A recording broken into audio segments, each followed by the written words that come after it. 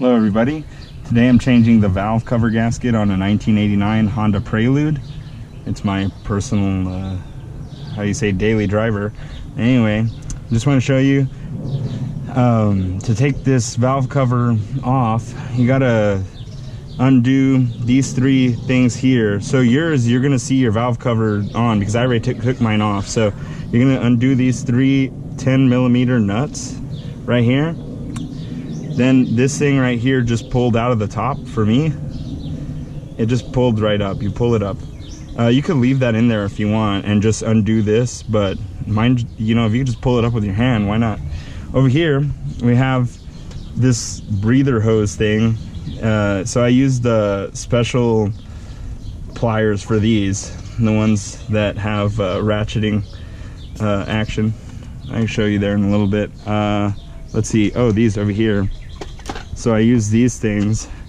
You know, they ratchet, and this thing has a special, you know, thing for grabbing onto those annoying things. But you could just use a needle nose pliers.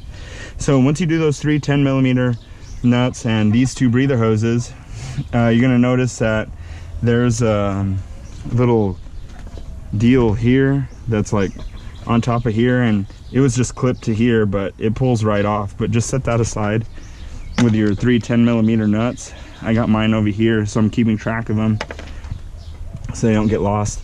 And the other thing you're gonna do is when we reconnect the valve cover gasket, we're gonna put this is a ground wire. See how it goes into the frame or the part of the car there. So this is gonna be right here. So if you forget to put that on, you could get a lot of problems later on, so don't forget that. So I've basically cleaned this off with a rag. Try to clean it as best I can. The problem I was having is the oil is running down here, and it's running down here, down the exhaust, and so the oil is going with gravity, and I'm assuming that the problem's up here. So I'm going to change the valve cover gasket, even though I can't tell if that's what the problem is. I kind of see a patch of like fresh oil over here. So what I'm going to do is I'm going to replace the valve cover gasket, and if that doesn't work, I'm going to replace the oil pan gasket. So once you undo that, come over here, I'll show you what I'm doing now. This is a really hard part to find, so if you have a hard time finding this part, what I'm gonna do, let's see, I've got this right. Okay, what I'm gonna do is I'm going to clean this valve cover gasket off. So right here I have like a shop towel. So I got these on special, and right here I've already rubbed it away, so you can see I've eroded the old RTV. This thing is a gasket, so you can pull this up and out of the valve cover itself. So the gasket right here, it's already kind of hard because it's older. I already pulled it out, and then I put it back in. But anyway, this thing right here, it actually feels like hard plastic. So if you could get in there, I don't know if I would use a screwdriver, but you could. And I put it back in there. But anyway, I just want to show you here what I'm doing. So because the part is hard to find, you see this orange RTV everywhere. What I'm doing is I'm just using the shop towel, and I'm just kind of rubbing it away. And you want to kind of go with gravity so all this RTV falls away, and just go at it with the elbow grease, you know, with your hands.